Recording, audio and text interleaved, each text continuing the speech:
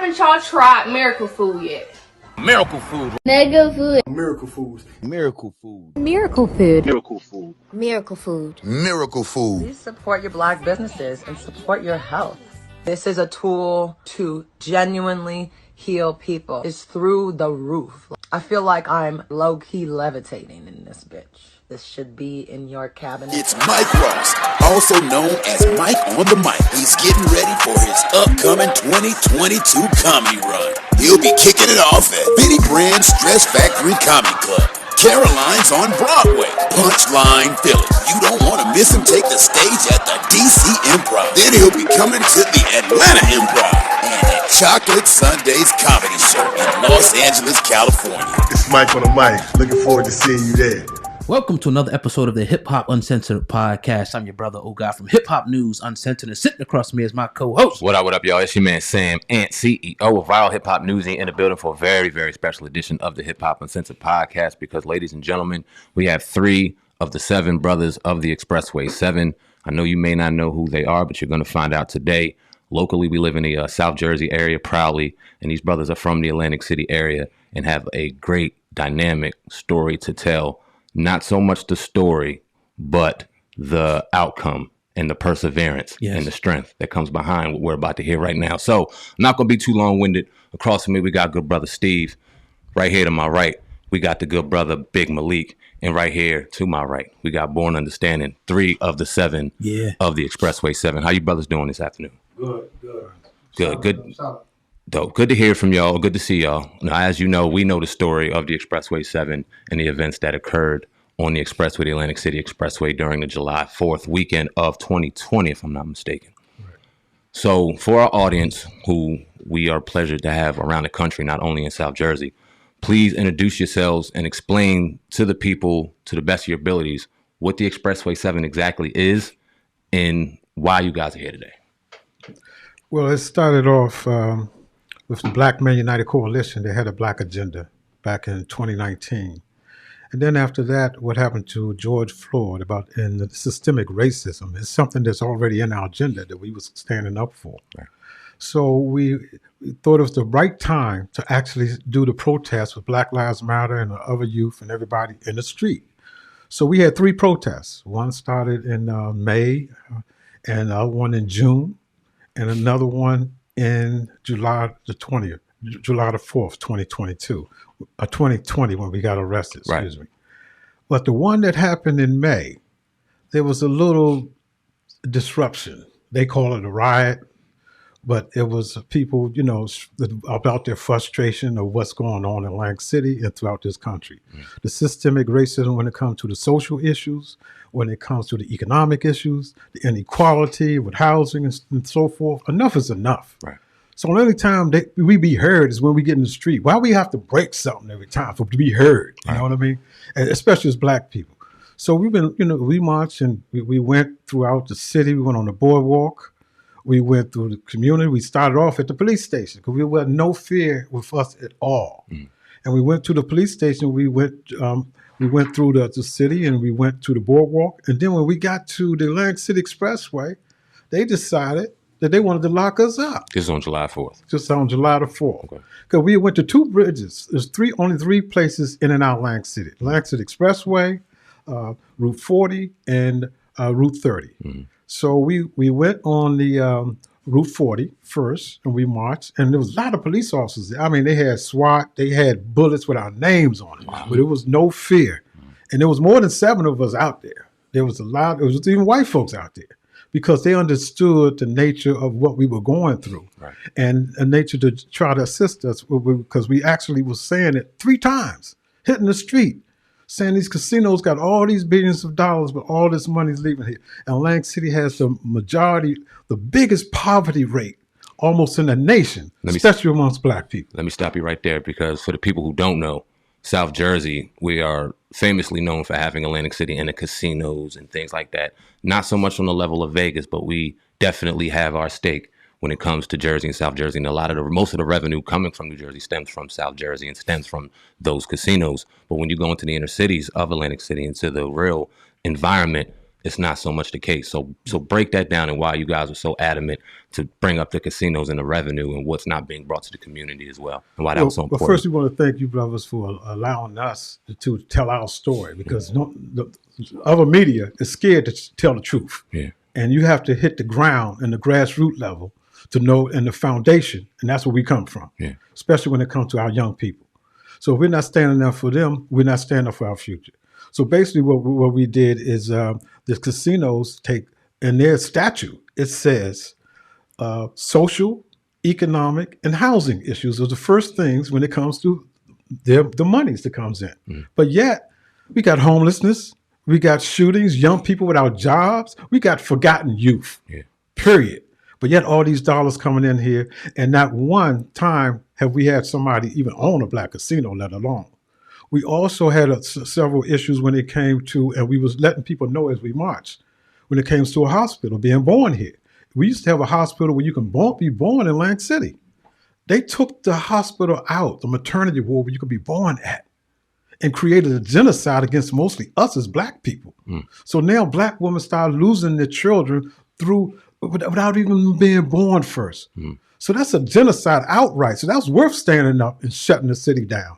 And then you had COVID going on. And we was letting them know that, listen, COVID is hurting mostly black folks. Why you want to open this city and be the first city almost opened up in the middle of the summertime when you don't know what this epidemic is? And this was in 2020. Right.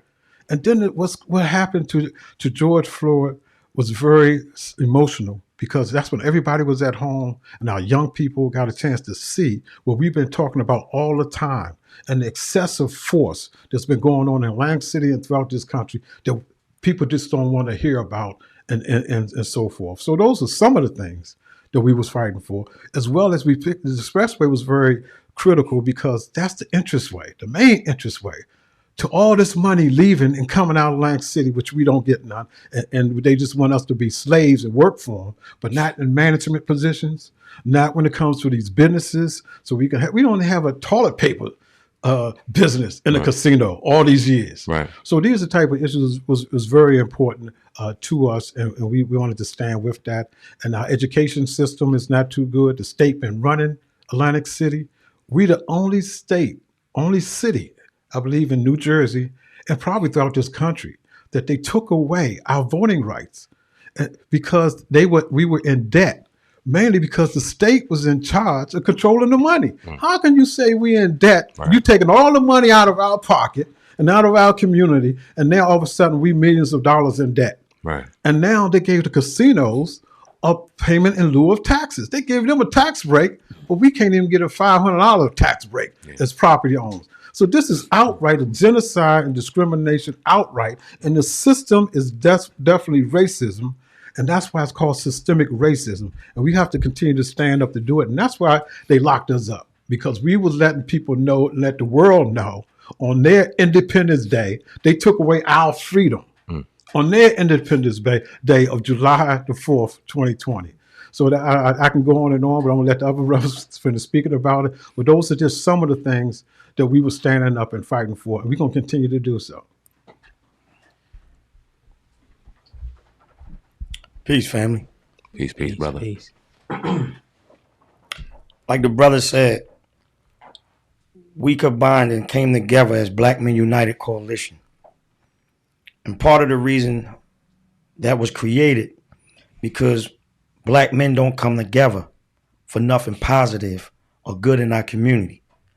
So we decided to take the initiative to unite black men to stand on the front line, because our women been on the front line forever. Most of us men go to prison, strung out on drugs, end up dead, and we leave single mothers out here, striving to raise men.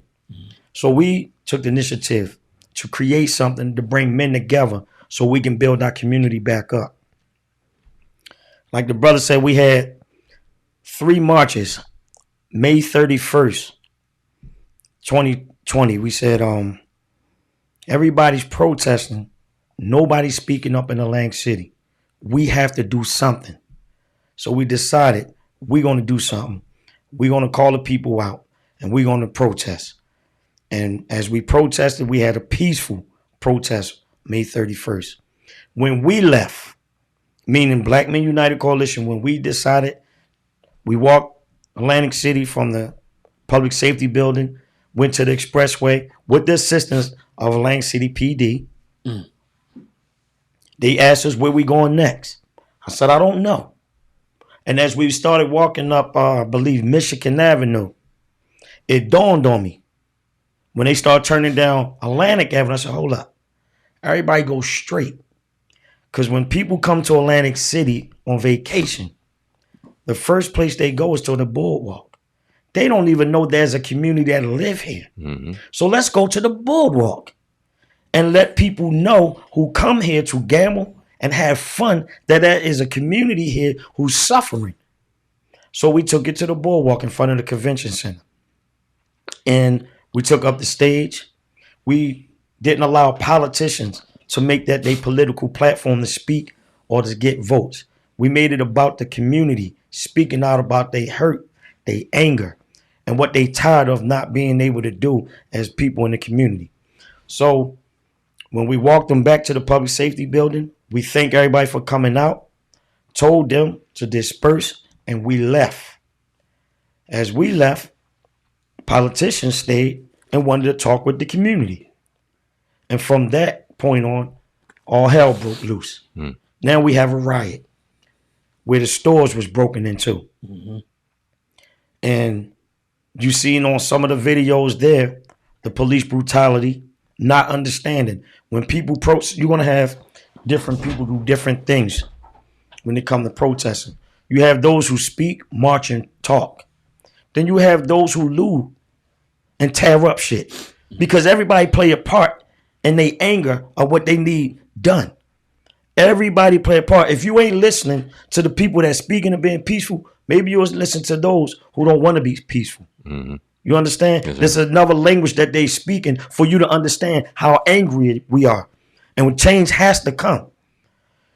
Also, we did a Black Lives March on June 5th. That was we walked from City Hall, between Tennessee, South Carolina Avenue, down to public safety and back. People started to get rowdy, but we were still there. We stopped it. Nothing happened. Then we did 4th of July, which is one of the busiest days in the country, where a majority of our people get grills and cook out, but not knowing the significance why their independence is important to them. Their independence was built on murder, rape, and slavery. This is not what they telling us, but we who was educated understand that. So we saying their busy day of the year is our day of freedom. And we're going to raise hell on that day and bring awareness to the country of why we should not celebrate that way. Because we want to be free. Mm-hmm. The 13th Amendment, by law, we only 3/5 of a human being. And if you are convicted of a felony, you become a slave to the end of your days. So we had to understand that no matter how much money we make, you still going to be a slave. You only 3/5 of a human being. So if we come together as a collective and we start to work on building a new Black Wall Street, they'll burn it down with no repercussions, no accountability. Why? Because what it says in the 13th Amendment. So this is why we was out there with these shirts on, striving to bring awareness to the rest of the country of what we really need. We don't need reparation right now. We need change in writing to become free, then the money. So this brother here, he's been doing this kind of work for over 30 years. While I was in the street as a youth, acting the fool, going through my transition to going to prison and coming home, having children, and he was still at it. I had an issue at one of the schools over my daughter. So I knew that this brother advocate on the behalf of the community, so I called him. And he came in with me, We got things done. They tried to suspend my daughter for 7 days. And as I spoke and investigated and asked questions, they decided that teacher is a liar and she made a mistake. Wow. So they didn't suspend my daughter. As we left there, Brother Steve said, brother, you didn't need me. He said, you're a powerhouse by yourself. And that was the beginning of us coming together doing the work that we doing here now today. Cool. Now on 4th of July, they tried everything they can come up with to prevent us from having the protest. Brother Steve met with the mayor of Atlantic City. He asked, what is it that we want? Put it in writing. The mayor asked Brother Steve that. Brother Steve said, okay, what we going to ask for, Malik? I said, okay, how about the first thing we ask for is get rid of that Christopher Columbus statue that's in the walk in front of Nike. That was removed. I said, let's name Christopher Columbus Boulevard coming into the Atlantic City Expressway, Malcolm X Boulevard. We don't got a Malcolm X Street in Atlantic City at all. Right? But Don King got a street in Atlantic City. Come on, man. So, as we put this list together, the mayor calls Brother Steve and tell him that things on this list is undoable. We ain't asked for nothing but what we rightfully deserve. We asked for people in the casinos to be at an executive position. We don't have no black people, no Hispanic people in higher positions working in the casinos. The Borgata was the first one to do that. And for the record, Borgata was the only casino that did not open up on 4th of July. They understood not to put profit over people. So I give them a shout out for that. But all the other people was worrying about the money, not the people. So Borgata hired a black woman, and I believe Tropicana hired a black woman for 6 months. And now they no longer in that position. Wow. We also put in writing, we don't have no black businesses in the casino industry, nor at the walk. We need that to happen. You saying you care about the people here that live here? You making millions of dollars from the people here, right? But we don't have no existing black businesses there. How much do you care about the people here? So as we put these things in writing, they got a sneaker store at the walk. Swap, shout them out. They have a vegan spot at the walk. Vegans are us. We still striving to work on getting the black restaurant, a bookstore, yes, sir, t-shirt, something in the casino industry. We had a talk with the Hard Rock Casino. They had our black agenda. They had things highlighted, what they liked about it and was willing to work with us about it. That was stopped from the mayor of Atlantic City. He could not allow that to happen because he had nothing to do with it. You see where this is going? So as the peaceful protests, we get to the expressway with the chants of, say it loud, I'm black and I'm proud. No justice, no peace. No racist police. Right? So as we walked, and when I tell you we walked, we walked so much my feet started hurting. I had on leather, black, red, and green African shoes. Oh, man. Green, black, red. You know what I'm talking about? By the time we got to the expressway, I said, Brother Steve, we going to Pleasantville? He said, keep walking. I said, all right. Let me man up. We got under that underpass and relaxed. And see, we so organized that Brother Steve was in the middle and we surrounded him. We know how important it is to protect this man because of what he stands for. That's right.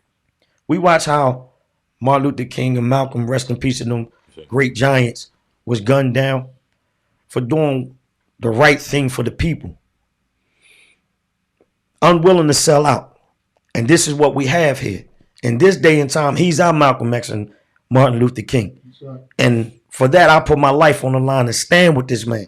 If I can stand up for the goofy stuff I used to do on the street, this is worth me standing up for right here.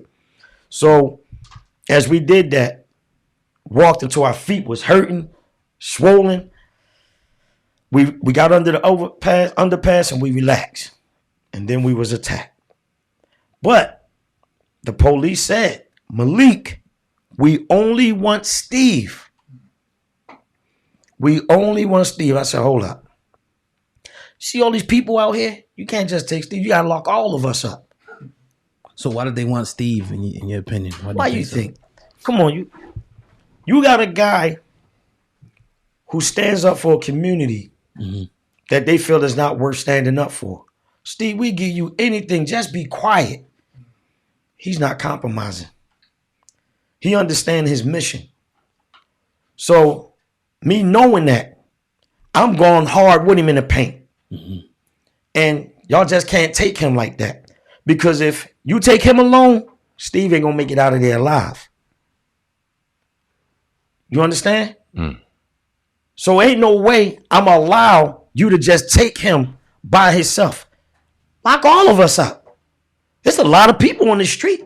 You got vans and trucks and buses. Put us all in there. They took 7 black men.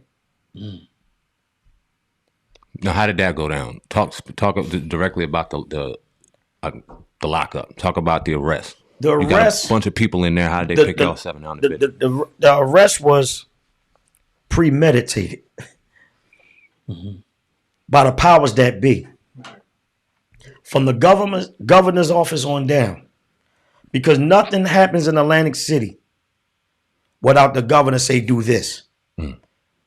We understand stipulation. We don't control, the local politicians there don't control anything. So what the governor says goes. So when he said, I want them locked up, we're going to lock Steve up, and that'll quiet him up. They'll go away. They don't know. They done just made us more angry. They done made us more furious. You know what I'm saying? Because when we say no justice, no peace, we mean that. They think the majority of black people can't read or write or don't have understanding of law and how things go. So they're going to act the fool, and then we can arrest them and throw them away. Right. And we being peaceful. Nobody's doing anything to break the law. So you do a false arrest to try to create something in the media that we done so much wrong. This is part of why we have to come here to talk to you brothers who don't mind telling the truth and giving the truth to the people. Because anytime a power movement arises from the grassroots level, they find ways to kill people, give people false charges so it can go away and people be quiet. And what happens, our people will stay asleep for 10, 20, 30 years until a new group of people arrive and start saying, look, this ain't right, man. Our ancestors did such and such. Why are we standing here allowing these things to happen on our watch? If I could stand up for what I used to do on the street, I damn sure can do this. See, when we have children, we forced to do different things. If I want my children to have a greater future, I have to step up and do my part so that happens. Thanks. I don't want my children to die as a slave. Entrepreneurship is important. Financial literacy class is important. If they ain't getting it in the school system, we got to be the ones to give it to them. This is very important what we doing. For sure. What you brothers have as black media is very important. Because you got people who ain't concerned about telling the truth and bringing people together to build a nation. These people would take money to be quiet and stay away from people like us. This is what's been controlling. How the best way to control people is separating them. Yeah. Right? They separate the mothers from the fathers.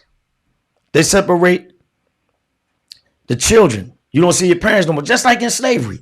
Sell a father over here, take the mother there, split the kids, and they never see each other, meet each other again. and they meet somewhere down the line and start having children together. So it's our duty to come together, to bring the family together. Starting with the men and women being on the same page. Understanding that you have a position to play and I have a position to play. But overall, as a man, I have to protect the women and the children and the elderly. Right. Let me cut in 1 second, real quick. Just ask you a question. Sorry to cut your wisdom. So you guys, you get arrested, right?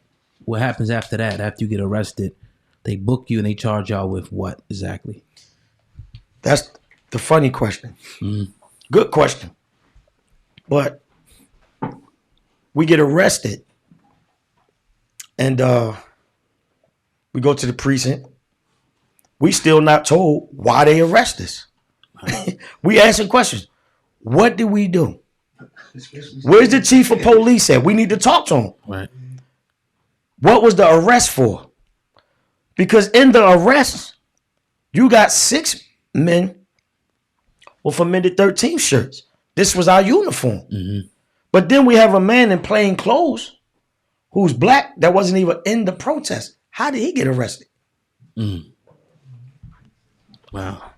And another part of that arrest that made it very suspicious and conspiracy is that during that time when all those people was out there, press, media, black, white, Hispanic, and like I said, some people without shirt on, some of them without. We had, because we've done this before, we called the Department of Justice in Washington, D.C. when Trump was president, and we asked for someone from the Division of Civil Rights, Department of Justice, to come and watch the police. So we can have our watchdog to do the right report if anything were to happen to us. So he was out there that day as well. Absolutely, through the whole process. Wow. He was our liaison. Exactly. And he was a black man. But the thing about it, when we was arrested, you know, afterwards, we was booked. And that's when we came up with the name ExpressWay 7. They took away our belts. They took away our shoestrings like we were going to kill ourselves. Now, we all in one cell, 7 of us. So not knowing what we were in charge, kidnapped. 3 or 4 hours. Not knowing on the heat of a July the 4th. Crowd outside saying, you don't let them go, then you're not going nowhere. Well, you guys read your Miranda rights at the time of arrest. Well, I'm just going through the. Well, one other point I want to make on that, Okay. that arrest. Because it was very important, like Malik was saying, they tried to come after me. Even when I was the president, the chairperson of Atlantic City Planning Board for 10 years. I was on the Supervision Advisory Board since they started. Now, here it is. The mayor has a press conference, black mayor, that says, I'm going to get rid of Steve Young off these volunteer, non-paid boards that represent the community. And they tried that 3 to 4 times, seven times, having special council meetings to get rid of me. Now, the funniest thing, this is how we find out some black folks has been trained through slavery, and the chains are still on their brains to do what the white man's bidding is. We understand that. But when you find them, we must expose what they're doing. Because look what you try to do, put fear in the people that's standing up for the community. And for what? Right. Like Malik said, you putting profit over people for a position? We cannot continue to have that. That's what happened in South Africa, and Winnie Mandela stood up with the young people, and they got Nelson Mandela out of jail. Yeah. But this is the type of thing that happens in this country that we must be exposed to, but we must educate our community in what's going on so they can wake up and know what to do when these situations happen. So I wanted to bring that point up. Because when we got arrested, it was political motivation because the governor was running for governor at the time, and the mayor was running for council for a mayor of Atlantic City at the time. But and with the endorsement from the governor and the support from the governor. Right. And he's given a raise from the governor days after we was actually arrested. So this is a conspiracy that goes on that we're trying to get out. And now you see why I can't get out, because we're exposing a systemic racism when you have puppeteers and puppets being used and people being used to help enslave other people. This is real reality today. This is Black History Month. Yes. So we must educate where we came from and where we're going. This is then and now, and we're making history right now as ExpressWay 7 to fight that systemic racism about all the issues that's been destroying our future for years. So this is very important to us to show this history, but having a solution to it, such as a Black agenda to keep us strong. Right now, real quick, I know you guys, when we were talking off the air, you guys were saying that Mayor Marty Small, who we're talking about, at one point, wasn't he marching with you guys or with you guys? So what happened? Where the split come into place where you guys were walking together to him supposedly, working against you guys?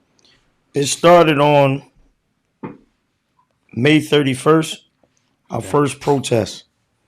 When we was on the boardwalk in front of the convention center, he was preparing his speech in his phone. As we was on the stage, I noticed that we already decided we're not allowing no politicians that try to take over this march and this protest and make it about their political platform. So I stationed two brothers on the stage, one on this end and one on this end. Don't let nobody come up on this stage other than the people we pick out of the crowd to come speak. So Marty tried to come up the stage. The brother stopped him. He said, "You can't come up here. Malik don't want no politicians on the stage. It's about the community." He said, "I'm the mayor." He said, "Doesn't make a difference. We don't want no council people. We don't want no mayors. We don't want nobody that's running on the stage speaking. It has to be about the community. It cannot be politically motivated for people to get votes, to say that you with the people and you stand with the people just to manipulate the people for their votes. Our votes is an endorsement. It's important that we understand how important our vote is, our signature, to put somebody in office that say they speak and represent us. But we so used to the politicians saying what they gonna do, what they promise, what they gonna do if they was to become mayor, council person, and things of that nature. We don't ask no questions. We don't sit there and say, "Listen, my vote is endorsement. If you're going to become mayor, what's your plan for us as a community?" If you listen, I don't want a job. I want to own my own business. What you willing to do to help me learn how to start my own business as a mayor? You see, only one black man did that in D.C., Mayor Barrium. Y'all familiar with him? Sure. He made history. He's worth talking about during Black History Month because he created out of his community thousandaires, millionaires, and billionaires. This should be any black person that's run for office, that should be a part of their agenda. To take the people who's less fortunate, those who suffer through poverty and suffer the most, bring them out of that. Help them change their way of thinking. Because when you are in a situation where there's nothing but poverty, no job opportunities, right? You want to rob Peter to pay Paul. You're going to do all the necessary things to survive. We don't own no boats, no planes. How the guns and the drugs is getting here? But you put it here and then you arrest us to create another business, modern day slavery. The DOC is so big of a business, they don't even care to lock up grown men no more. Look, charge them, let them go. We want the kids. 450,000 kids. I mean, $450,000 to incarcerate one youth. I got a son, man. Yeah. I got daughters. Yeah. I got to work hard to talk to the young men in my community and my family to teach them and show them they have a plan for you. But we also got a plan for you. You don't have to hustle. You don't have to be a slave to go get a job. What is it that you like to do, that you love doing, that you specialize in, so we can create a business in that? Most of our people, 70s baby, the generation before us, we learned, get your education, find a good job. Yep. Get your education, find a good job. That's slavery. We go to school for 4 years of college, right? Masters, doctorate, right? PhDs. What's the other one? That's it, right? Bachelor's. Bachelor's in the beginning. Right? Then when we go get a job in that field, Mr. So-and-so, you're overly qualified for the job. But here it is, a Caucasian male, Caucasian woman, have a high school diploma. They qualify for the job and they become your boss. Mm-hmm. And you satisfied with that. These are the things that's going on in everyday life since we've been almost free from slavery. Mm-hmm. It's a new day in time. We want ownership. The arrest, how we came up with the ExpressWay 7 is that we were sitting in a holding cell. And you know, everybody's in their thoughts. And I'm cracking jokes and I'm like, look, man, we did nothing wrong. We have to stand up for ourselves. One, I mentioned a situation that happened in New York, how they charged them brothers for something they didn't even do. Central Park 5. I said, listen, man, we're going to become the ExpressWay 7. I said, they locked 7 of us up for nothing wrong. So when we get out of here, don't nobody get no lawyer. Ain't no lawyer going to tell our story how we going to tell it. We're going to go pro se and represent ourselves. Take us there. So now we there. You guys get locked up.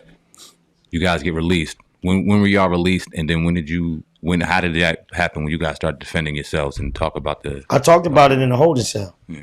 Then I said to brothers, I said, listen, for those who may not be good at law, we'll teach you the basics. So all you needed to know is the basics. You learn your constitutional rights. That's the basis of law. You can free yourself from any false charges that they put upon you. But you have to understand it as well. And the language that they like to use. We got to understand we spend tons of money to get a lawyer because we be blessed with money. And we say, man, I'm going to get the best lawyer out there. But what we fail to realize when they pass that bar association, they are pledged as an officer of the court first. They do this to the court, not their client. So they'll tell you what they can do. Mm-hmm. Then they end up talking you into taking a charge. So now you become a slave because you done took a plea in a matter. You see? Mm-hmm. We have to stop thinking because we got money, I'm going to get the top lawyer. No, fight for yourself. You can represent yourself and tell your story because ain't no lawyer went through what you've been through. He wasn't there when it happened. You telling him, he look like he's writing, but he forgets a lot of the stuff you saying to him. You see what I'm saying? Mm. We have to be educated enough to tell the lawyer, this is what I need you to do. This is what I want you to say. This is how I need you to say it. The burden of proof in any case is never on the defendant. The burden of proof is on the prosecutor to prove you've done something wrong. Period. I just wanted to just back up just a little bit. Yeah, for sure. On some of the questions you asked. Yeah. Because they're very key to bringing us where we at. When we started the Black Agenda, there was a town hall meeting at Boardwalk Hall that the governor of New Jersey called for with the lieutenant governor, Sheila Oliver. And she's a black woman. Okay. No one had a concept or an idea, an agenda of nothing going forward in Lang City, not even the state, after they've been here for all these years. We give them a document, which was a draft document of the agenda itself. And we actually told them, we don't want to sit at your table and become the meal. We're going to set the table. That's right. When we set the table, we say where the forks go, where the knife go, and where the napkin is, in case you have to wipe something. Right. But that's our control, because you've controlled it too long and enslaved us so long after spending over $5 billion in the casino industry talking about spending in Lang City, and it looks the way it does today. Yeah. We don't need you to control anything. Right. We know your agenda do not work. And it leads to when we was talking in the middle of negotiations before we had the protests. Like we said, we gave them the agenda, but we told the mayor. He wanted to know what we wanted. We put it in writing, and we said, we want to meet at our table with the decision makers from the hospital about our maternity ward and our genocide that's going on. We wanted to meet with the Walk, which is the outlets that have over 150 stores and have less than 10 black stores. We wanted to meet with the Casino Association, which consists of all the casinos together, and have a plan and an agenda for them to react to what we're talking about in Lang City. So we had a plan. What happened was we had our lawyer. We had a lawyer from Brooklyn at the time, male and female, right? One was a white Jew and one was a black sister. Now we bring in professional people. We ready to go. The mayor, we didn't want to make it political, so we asked him to excuse himself. He got so, see, this is where jealous and envy come in at. No, it's my meeting. I called the meeting, and it's not going to be no meeting if I can't be here. Well, we gently picked up our paper and our agenda, and we left. Now pause there. Don't lose your thought. Why do you guys, because you said you stopped Mayor Smalls from going on stage and you guys didn't want him in a meeting.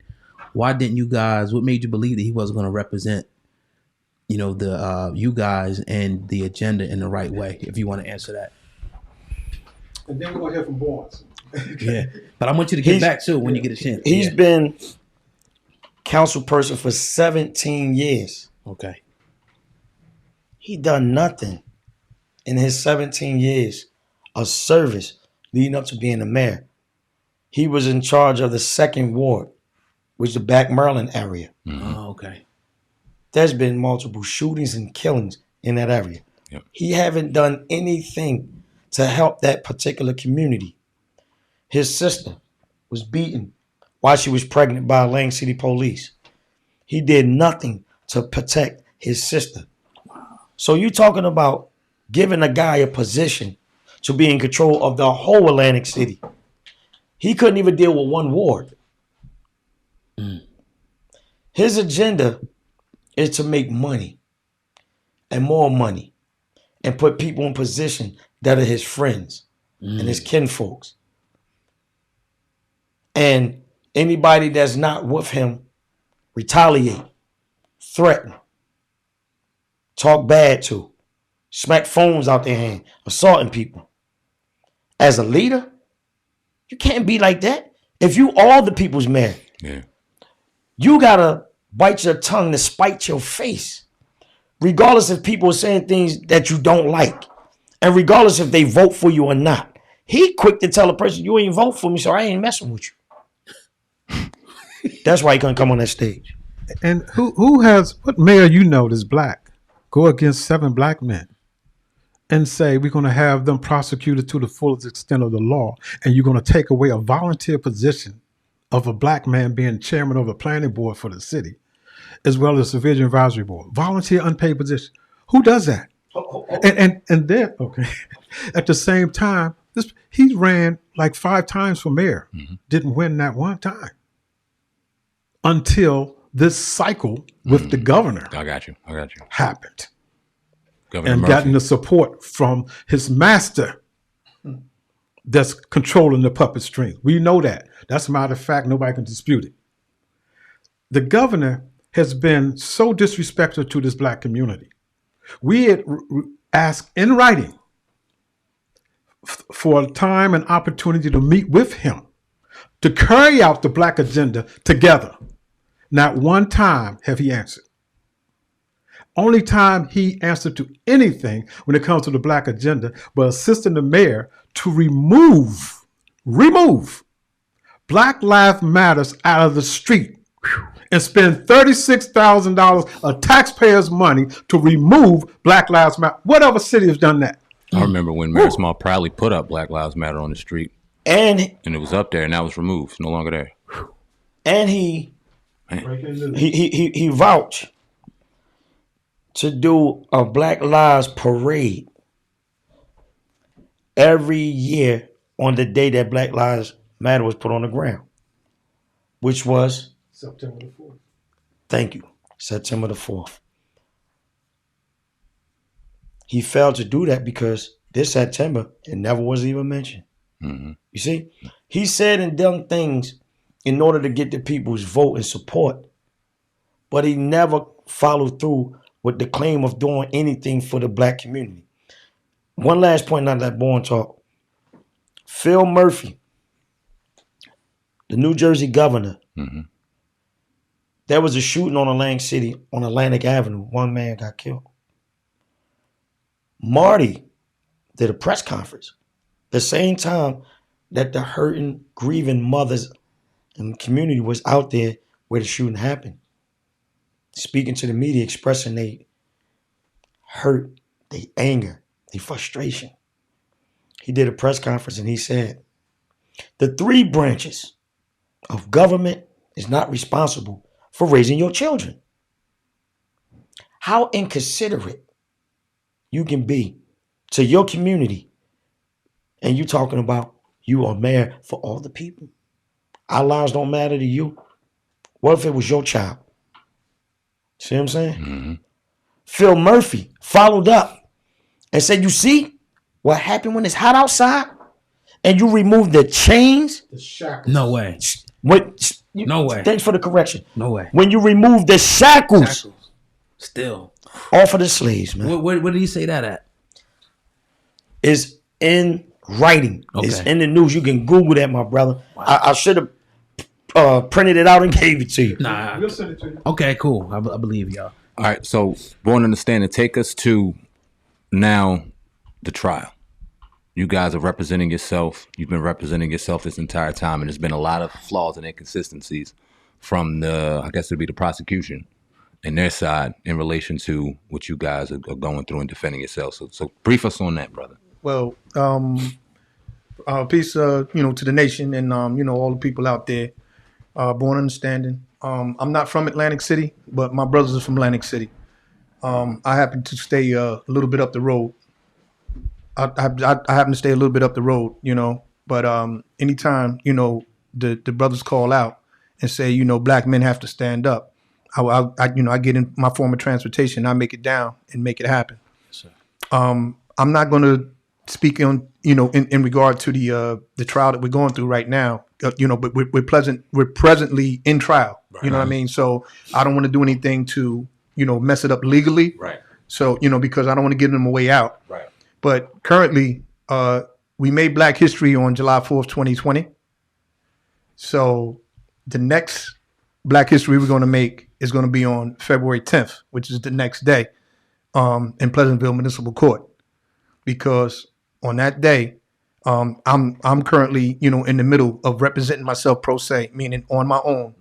I've done this successfully before, with situations that I had in the past, and I was successful doing it. You know what I mean? It's like I'm literally in the law books in the state of New Jersey.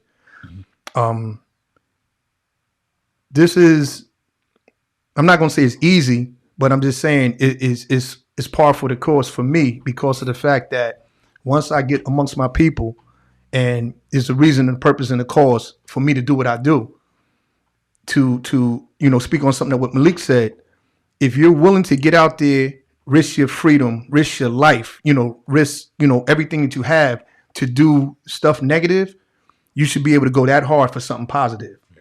And what I see as something positive is standing up for our people. You know what I mean? Because it's just, you know, I just say it, man. We got a lot of Negroes amongst us that don't want to stand up and be men. You know, a lot of people want to take the crumbs off the table and biscuit and cornbread and the watermelon. You know what I mean? Just for just 30 pieces of silver to sell their people out. I'm not gonna speak on that because the main thing here is we're here in America, 400 plus years of slavery. They say we have freedoms. They say we have rights. And the display of going to court is the fact that you're standing on something that they say you have, which is civil rights, human rights, as well as constitutional rights. Mm-hmm.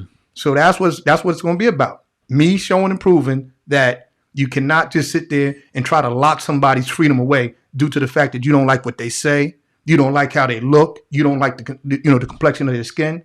In 2022, we're still going through this type of stuff.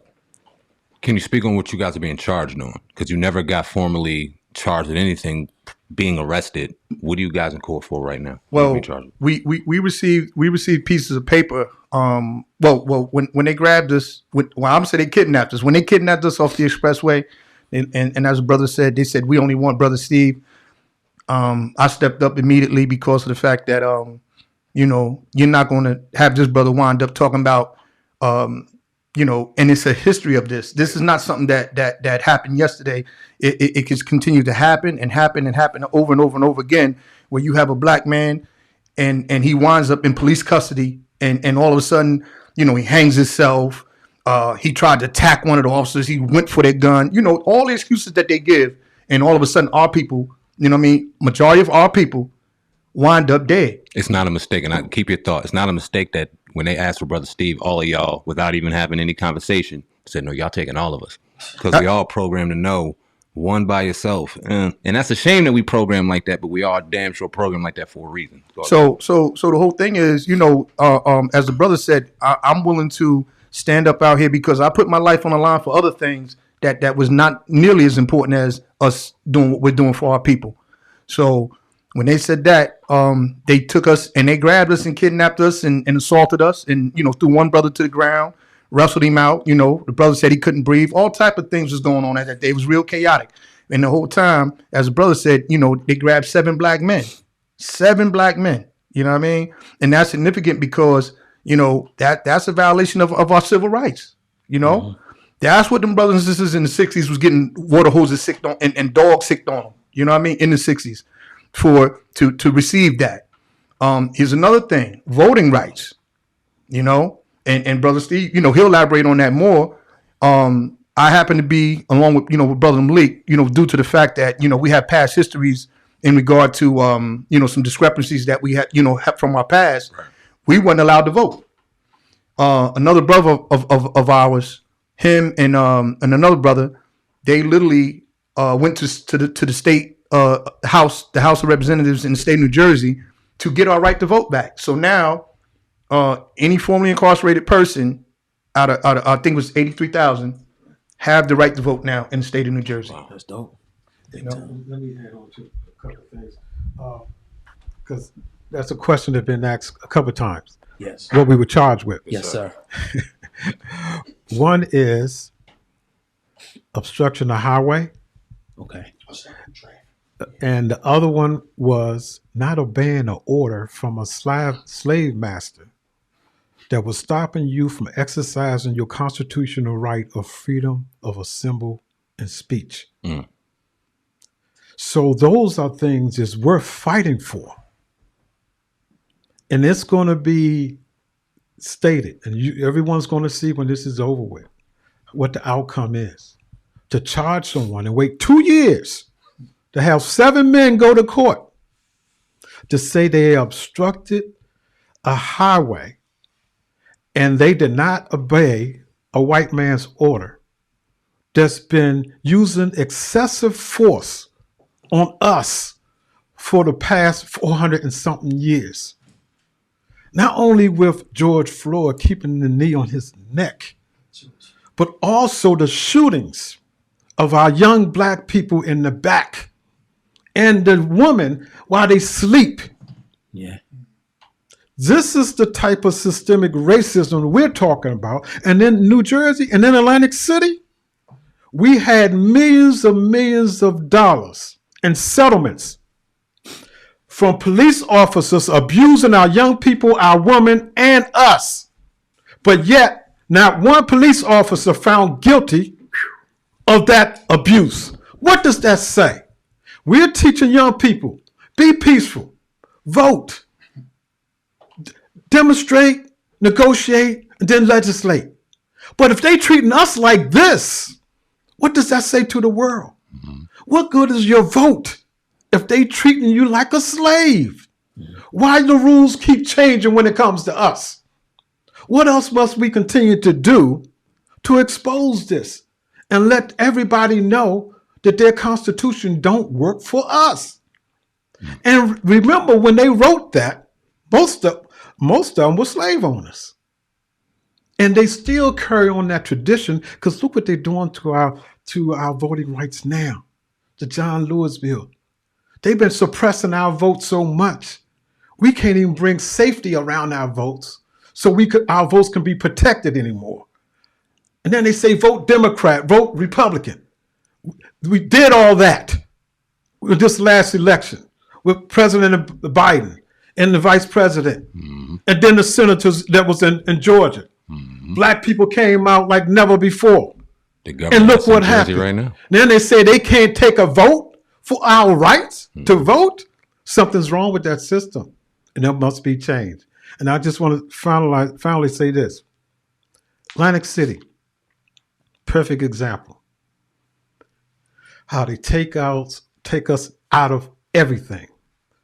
We had the numbers game where you actually play numbers. Then they made it out of lottery and made it illegal for us to do that. So it became the lottery game. Now the government making millions. Yeah. Liquor, we were bootlegging, corn liquor and all that, making our own booze. Yeah. White folks was lining up and going to the clubs to drink our liquor. They put a seal on it and say you can't sell it no more. Gambling. Everywhere around the country, Vegas and everywhere. Gambling, whether it's blackjack, whether it's dice, we were doing that in the clubs and the nightclubs throughout the country. Lined up, keeping the money circulating in our community. They made gambling legal in New Jersey and say you have to have over 500 rooms in order to have a license, and you practically got to be a white millionaire to keep us enslaved. Now, for the first time, most of them brothers, over 83,000 of them, that was in jail for mostly marijuana and cannabis. Yeah. They voted for it.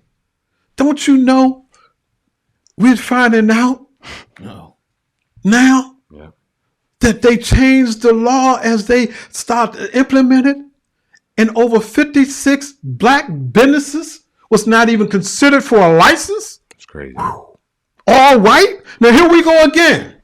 Going by your rules. Voting, going by your rules. Standing up and saying, look, this is time for that money to circulate in our community, and we can do for ourselves legally. Like it was supposed to be with gambling, liquors, and numbers. You think we're going to take that again? These young people ain't taking that. Yeah. You locked up their mothers, their grandmothers, and everybody else. And the state of New Jersey is going to act like that? This is the last state to free black folks, and you didn't free us all the way.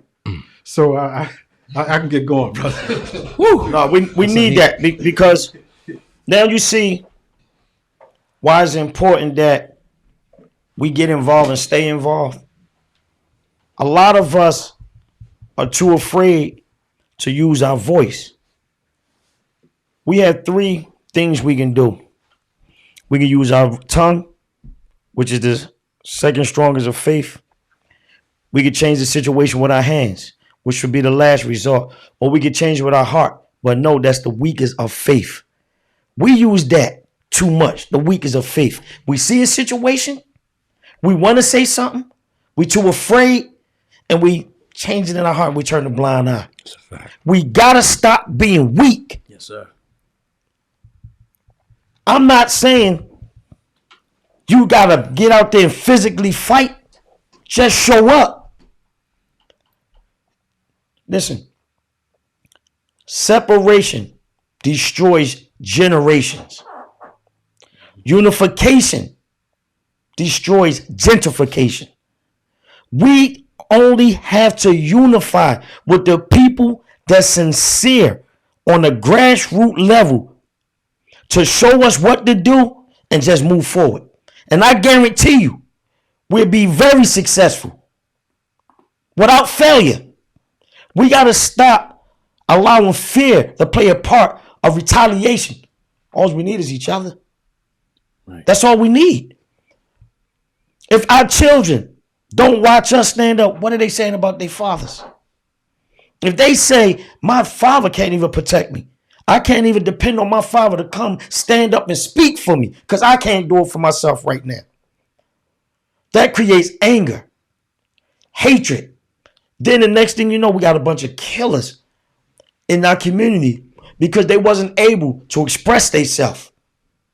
They wasn't safe from the trauma that these people put on our youth.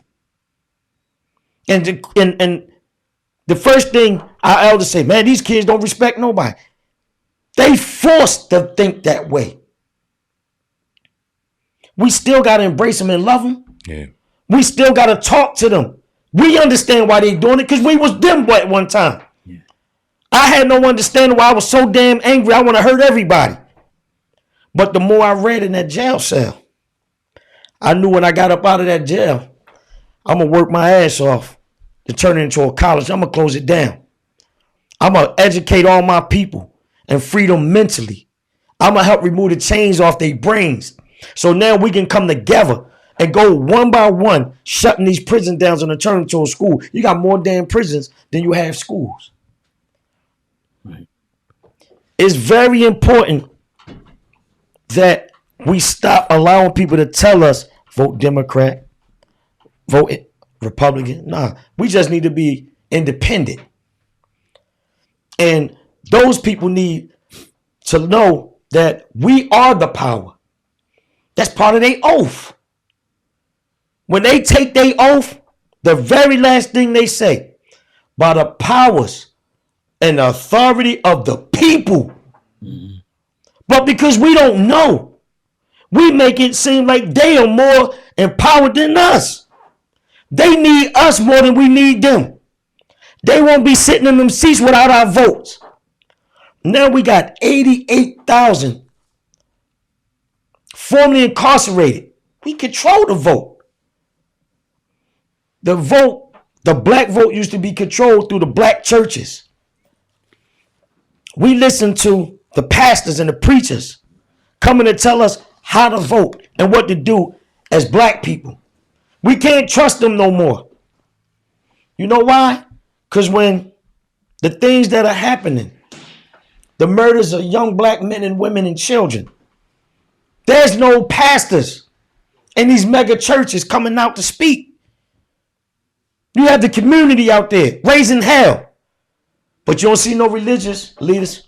You don't see no pastors, no imams.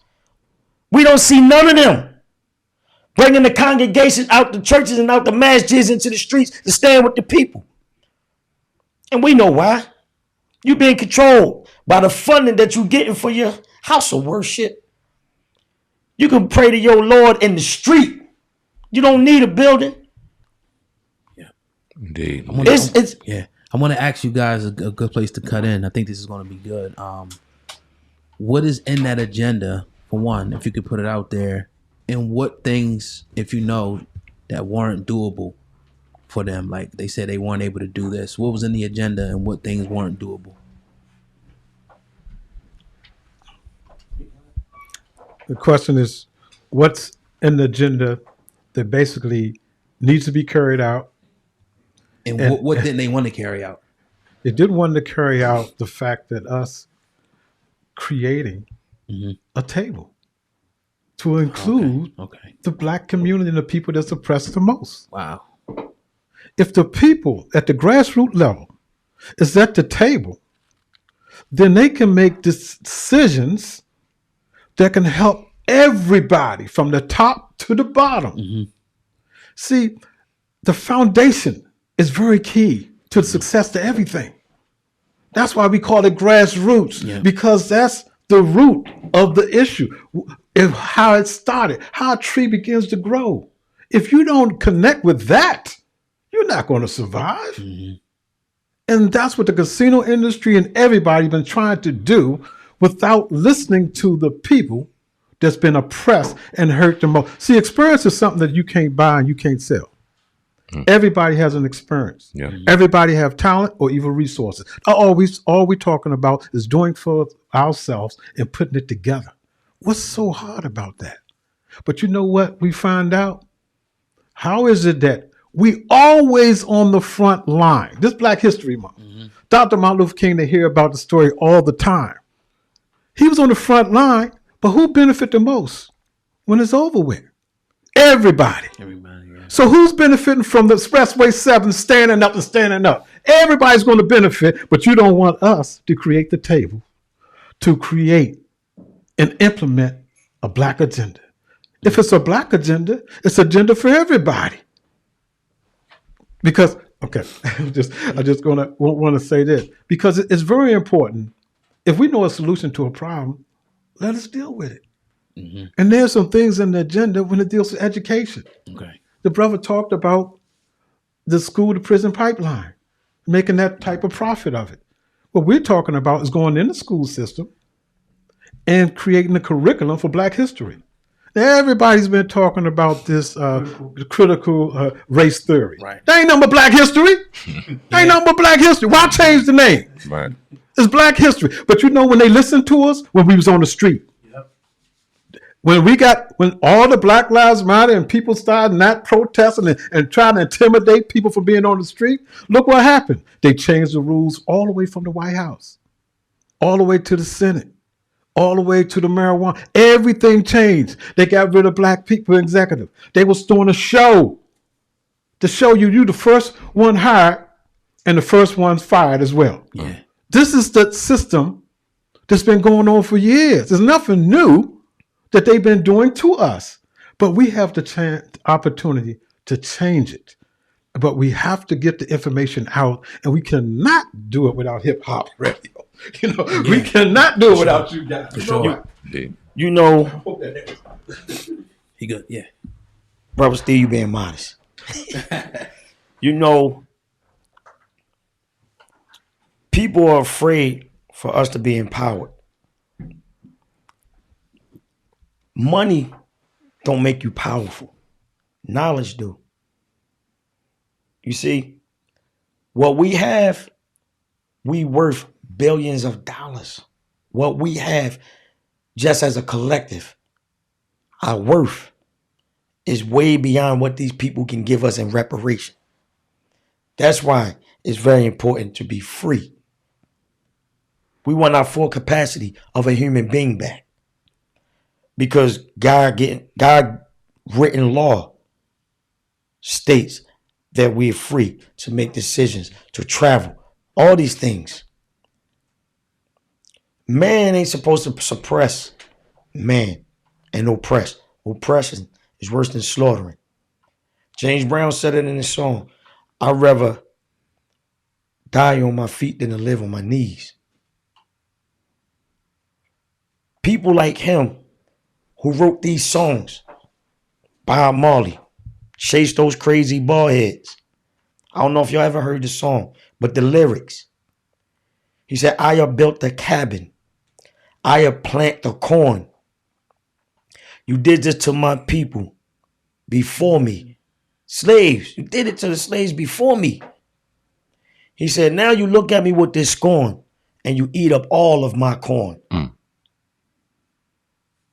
The lyrics that our people, from the time of slavery, they had to put stuff in songs for us to communicate with each other and educate. That never stopped. But now today's music, there's no education. You see, I love what I see our young people do. But we got to get away from dumbing down our community and glorifying the negativity. We have to deniggerize ourselves. We have to come out of niggerdom and be deniggerized. We come from greatness. We got to understand that. And we have to understand what our worth is. We can't let nobody tell you, you can do a little better, but you need a job. I know my worth. I'm not working for you. Mm-hmm. I know my worth. Once you understand what your worth is and your purpose, can't nobody deviate or dictate to you who you need to be. You know who you are. You know where you come from. Half of our community can't even go 3 or 4 generations back in their own family. That's how messed up we is. In the state of New Jersey, by law, the Amistad curriculum is supposed to be taught in the schools of Black history. But here's the thing. Who's watching them to make sure it's get done? This is part of the Black agenda. We want to watch. We want to make sure that all teachers, white and Black, teach our Black history. And if they are unwilling to do that, they don't need to teach our children. Teachers that work in our schools need to live here. If they don't live here, they need to not work in our schools. Because if they children live amongst our children and they go to school with our children, they're going to get the best education. They're going to get the best of the teachers that's there get the paycheck. But when they don't live there and they're not forced to implement the Amistad curriculum, they just there for a paycheck. Our children is going to be treated the way they've been going for over 1,400 years. They just going to be pushed through school, not knowing how to read, not being able to count their money. So you creating more slaves, because when poverty is at a high level, poverty create crime and murder. You know what I'm saying? Mm-hmm. So with us understanding that, it's important that we stay here with you brothers and have this dialogue to teach people around the country. Because there's people out there that believe and care and they have the same mindset, but they ain't connected. We ain't connecting. We have to connect throughout the country in order to get to where we need to be as a people. Indeed. We, the strong, had to stand with the weak. Mm-hmm. We had to take the weak and uplift them because they have talent and resources too. We ain't throwing none of our people away. Everybody is worth something. Wow. Just to add on to that, what the brother was talking about, around the country and everybody uniting, just here in the state of New Jersey, with the Black Men United Coalition, we have several partners across the state. You know what I mean? So just you only see 3 sitting here right here, but behind us is a heavy force. You know what I mean? We stem from South Jersey all the way up to North Jersey. You know what I mean? So it's one New Jersey, south, right. From south to north. And you brothers are familiar with some of the cities like Salem City down this way. Mm-hmm. We got the mayor out there, Sister Jody. We got a brother Saquon out there, brother Z out there. Another brother Tim Gregory that runs the huddle. You know what I mean? He's active with the youth. Sister Crystal out there in Salem City. And you got Bridgeton, brother John Fuqua. He's out there doing some heavy work. Bigging up the youth and helping them out and getting them on the right track. You got Camden. You got the Dare Academy in Camden. And that's the brother Mancakes. You know what I mean? That's his community center for the brothers and sisters in Camden. You know what I mean? To get educated. And you got Transformative Justice Initiative out in Camden. Run by brother Tone Henshaw, brother Ibrahim Suleimani. You got Sister Gail Freeman out there in Camden doing something for the sisters that's recovering from addiction and things like that. Burlington City, you got Coach O in the O League. You know what I mean? Dr. Wayne Shaw, Black doctor, that's down with the coalition. This is a brother that if we bring him in here and the way he dresses, you be like, okay, he's just a regular brother. This brother's a doctor. He put the work in to become a medical doctor. So, when I saw him one day and I said, brother, what you doing for the community? And he just didn't know his power, because usually when you become a doctor or a lawyer, you move out. Yeah. Like Brother Malik's saying, like the hood only see, what goes on in the hood. But when you got a doctor or a lawyer that stays amongst us and can actually speak to the youth and encourage them to be something more than what they are, you know what I mean? Then, we slide up to Trenton. We got brothers and sisters in Trenton. We got the Learn to Earn program in Trenton. The CEO Pi, the brother, his right hand man Goonie. They also have the Nation of Ride, and the Nation of Ride is Real Intelligent Ones Teach. You know what I mean? Sister Pearline at the Martin House. Then after that, we slide up to New Brunswick. You know what I mean? Which is Central Jersey. They consider that Central Jersey. You got Sister Cookie Rivera with the Latino Action Network. So people hear black and they think that we're not going to include our brown brothers and sisters. You know what I mean? With me growing up in the city of Perth Amboy, we was one big melting pot. You know what I mean? We didn't look at each other, for the shade of our skin. That's some stuff that's taught to people. You know what I mean? And a brother Tormel Pittman, he had George Floyd's brother at one of the marches. Brother Tormel, you know what I mean? He's at the New Me Help Center in New Brunswick, doing his thing. He goes out there, do street cleanups on right in the heart of where it's going down at. You know what I'm saying? Yeah. Then we got Somerset and Franklin, you know what I mean, at the Franklin Grace Resource Center with Brother Ben, Brother Kareem, and the Brother Rashawn. In Rawway, we got Brother Rick. He does stuff with the youth out there. He runs like a basketball program. In Somerville, you got with Brother Stackhouse. He's another brother that came home with his degree. So these brothers like Tone, Brother Stackhouse, and all them, they went behind the wall, but when they came home, they earned their degrees behind the wall, and then they come out here, and then now they implementing things in the neighborhood to say, like, look, we can be better. Even when we're at our lowest point, sitting in a cell, we can get our master's degree, we can get our doctorate degree. You know what I mean? In Elizabeth, where everybody want to talk about the negative in the city of Elizabeth, with the E-port and all that, we got Brother Abdul Bashir. He's dealing with a labor force with NRCS, which is Neighborhood Redevelopment Cooperative Solutions. Then we go over to Jersey City, and that's where we got one of our strongest brothers, Brother Dennis Febo. He got Gosabada Insights, you know what I mean, and he's getting with the brother SB out there, and Educational Gilmore. This brother, he just Frank Gilmore just won a council seat in the city of Jersey City, man. And this brother was in the jail cell. Incarcerated. Bruh. Dope. You know what I mean? Dope. So Educational Gilmore in Jersey City. And and to a little surprise, man, I'm not name dropping. These are all our brothers and sisters that we work close as effect with. We got Brother Terry DeHare. Brother Terry, former NBA first round draft choice, man. 1994, LA Clippers. You're right. This brother has the Terry DeHare foundation, man. His educational foundation. This brother graduated Seton Hall University, but he's doing things in Hudson County and in Jersey City where Brother Steve had to go up there and shake him up a little bit because they were treating the brother wrong. Yeah. You know what I mean? Because he wanted to add on for the brothers and sisters of the neighborhood. And then, after that, we slide on up to Brick City, man, where everybody, it's a worldwide city known, just like Atlantic City is a worldwide city known. Newark. So in Newark, man, you got the God Elevation and a brother Khalik that, they work in Newark Street Academy under the mayor, Raz Baraka. You got Ibn Ali, you know what I mean? Ali's boxing gym. That's Brother Mutai, Brother Ali. They got a boxing gym that, is teaching our youth how to throw their hands instead of throwing them guns. Mm-hmm. Matter of fact, it says, guns down, pants up, put your hands up. That's one of their slogans. Dope. You got the STEP program, Striving Together Equals Progress. That's Brother Kenyatta.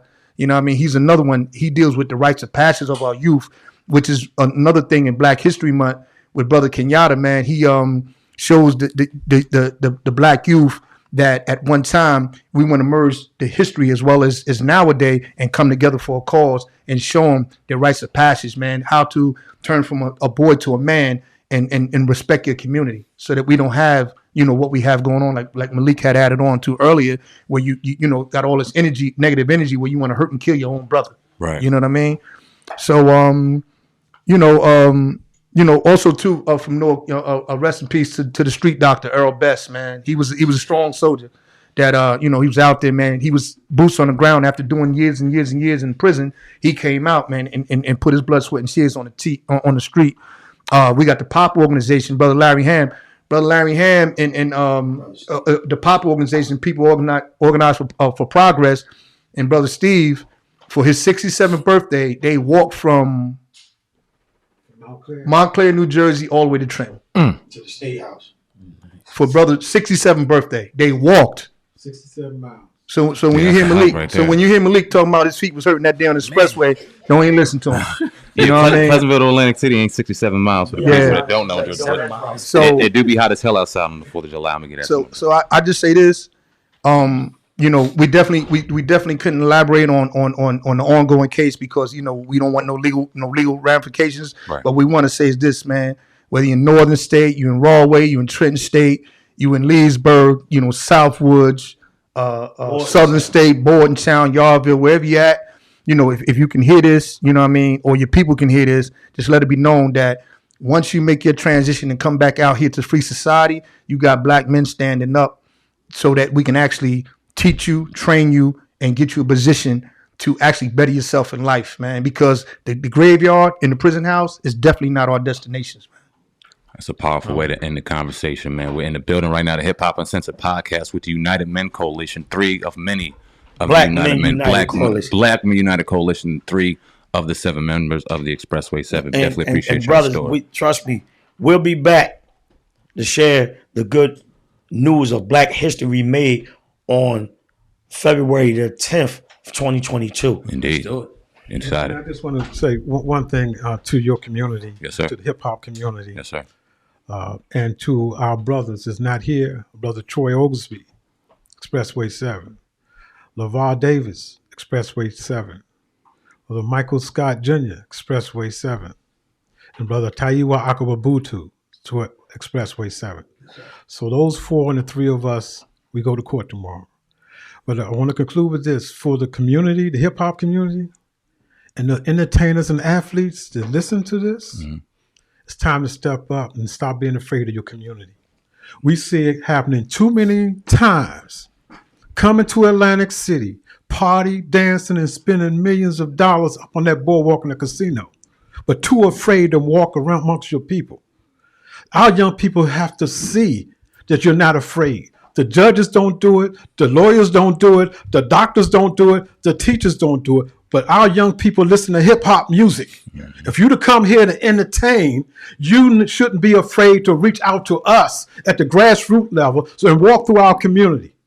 There's nothing wrong with that. And that includes the athletes, the entertainers, the ones making the millions and billions of dollars and have radio programs. Yep. But too afraid to be like you are, to stand up and talk to us at the grassroots level. So that talk is for them. And for our faith-based community, let me say this. Malik talked about it. The Jewish community, the Islamic community, and the Christian community. Jesus, Muhammad, and Moses, they were once amongst the people. So if you want to be like and walk the footsteps and pray to those and to your God that you believe in, go out there in our community, walk amongst your people like Jesus, Muhammad, and Moses did. And if you were too afraid to do it, reach out to us and we'll show you how. Take us home, oh God. Give me the 1-800 number to our Yeah. You can reach us at 888 for more information about what you heard about. 888-400-1236. That's 888-400-1236. Peace. Indeed. Take us home, oh God. Yes, man. We definitely appreciate you guys, man. Hit those brothers up if you need anything.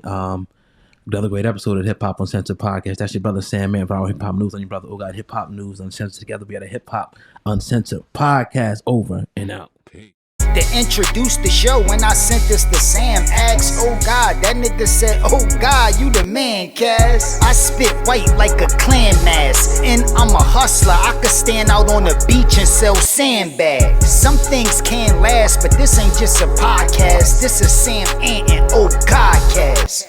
Hip Hop Uncensored is the vibe, so subscribe. Hip Hop Uncensored is the vibe, so subscribe.